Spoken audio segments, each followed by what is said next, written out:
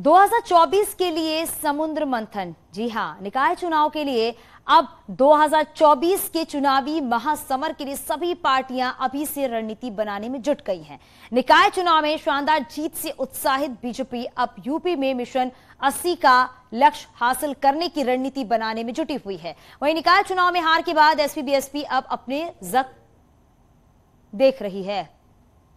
और इसी बीच बड़ी खबर आ रही है लखनऊ से, मायावती की समीक्षा बैठक। ये बड़ी खबर हम आपको बता रहे हैं, निकाय चुनाव में हार की समीक्षा की जा रही है। बड़ी बैठक कब बुलाई गई है। लखनऊ स्थित प्रदेश बीएसपी कार्यालय में बैठक शुरू हो गई है। नगर निकाय चुनाव में करारे शिकस्त के बाद बीएसपी सुप्रीमो मायावती कोई बड़ा फैसला ले सकती है। ऐसे में कई पदाधिकारियों पर गाज गिरना तय माना जा रहा है। हालांकि मीटिंग जो है, ये बैठक जो है वो शुरू हो चुकी है।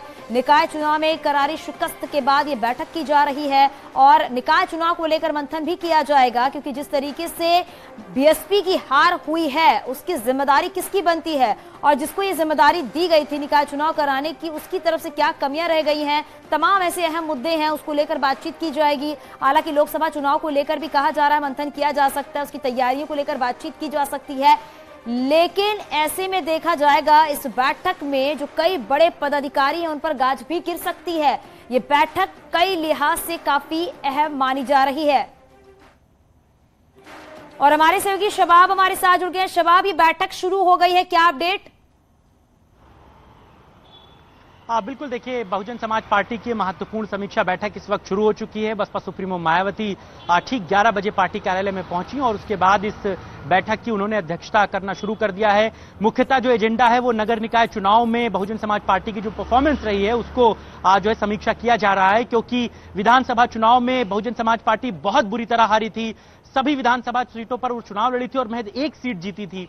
उसके बाद अगला जो बड़ा टारगेट था वो नगर निकाय चुनाव था, जिसमें बहुजन समाज पार्टी ने विधानसभा चुनाव में बेहतर परफॉर्म न करने वाले तमाम नेताओं को शंट किया था। बहुत से बड़े पदाधिकारियों के पर कतरे गए थे, जिम्मेदारियों को छीना गया था, नए प्रदेश अध्यक्ष को बनाया गया था और उम्मीद यह थी कि नगर निकाय चुनाव में बेहतर परफॉर्मेंस होगी। लेकिन नगर निकाय चुनाव में भी बहुजन समाज पार्टी जिस उम्मीद के साथ चुनाव लड़ने पहुंची थी वो उम्मीद में उसको पूरी तरीके से असफलता हासिल हुई है। बहुत बेहतर परफॉर्मेंस बसपा की नहीं रही है। लिहाजा आज नगर निकाय चुनावों को लेकर बसपा सुप्रीमो मायावती ने यह बैठक बुलाई है।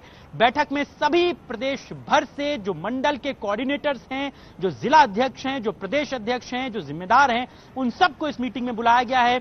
मायावती अमूमन इस तरह की बैठकें बहुत कम करती हैं, लेकिन जब चुनाव की सरगर्मियां जोरों पर हों और एक राष्ट्रीय स्तर का दर्जा पाई हुई पार्टी आज अपने हाशिए पर चली जाए तो इस तरह की समीक्षा लाजमी है। चूंकि लोकसभा चुनाव सर पर है, ऐसे में अगर इन समीक्षा बैठकों से कोई बड़ा नतीजा निकलता है तो बसपा के लिए सुखद होगा।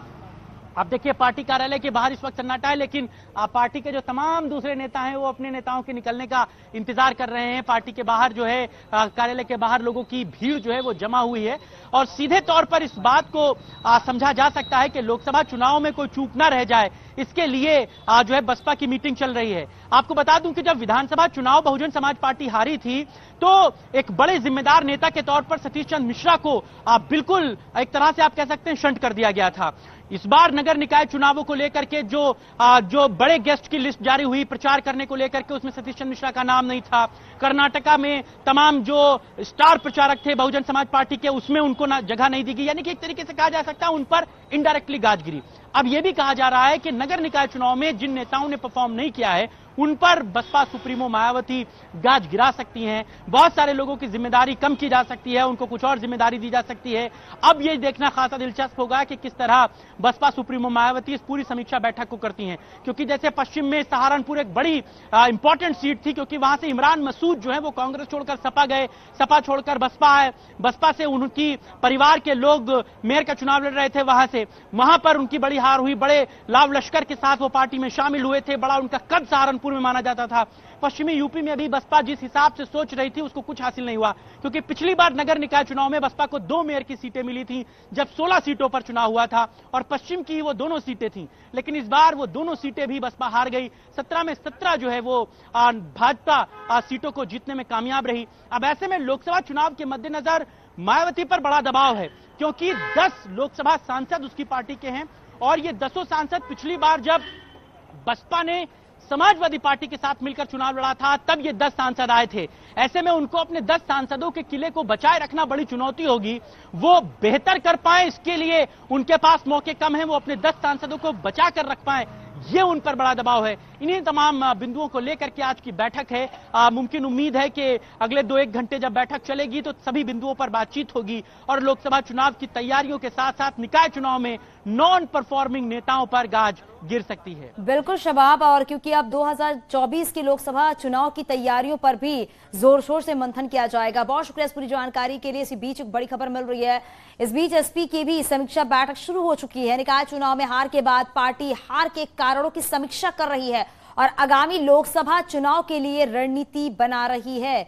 ये तस्वीरें भी आप देखिए। निकाय चुनाव में हार की समीक्षा समाजवादी पार्टी की तरफ से की जा रही है और निकाय चुनाव में जो हार मिली है समाजवादी पार्टी को, उसी को लेकर समीक्षा की जा रही है। कहां पर चूक रह गई, कहां पर लापरवाही रह गई, उसी पर बातचीत की जा रही है। हालांकि अब यह भी है कि जो तमाम पार्टी के पदाधिकारी हैं वो भी पहुंच रहे हैं। साथ साथ ये भी है कि 2024 के लोकसभा चुनाव को देखते हुए कोई कमी ना रह जाए 2024 के लोकसभा चुनाव में, उस पर भी मंथन किया जाएगा। इसीलिए कहा जा रहा है कि यह बैठक काफी अहम मानी जा रही है, जो कि समाजवादी पार्टी की तरफ से बैठक शुरू हो चुकी है और इस बैठक में देखा जा रहा है कि आगामी लोकसभा चुनाव के लिए भी रणनीति बन रही है। आगे भी खबरें जारी हैं।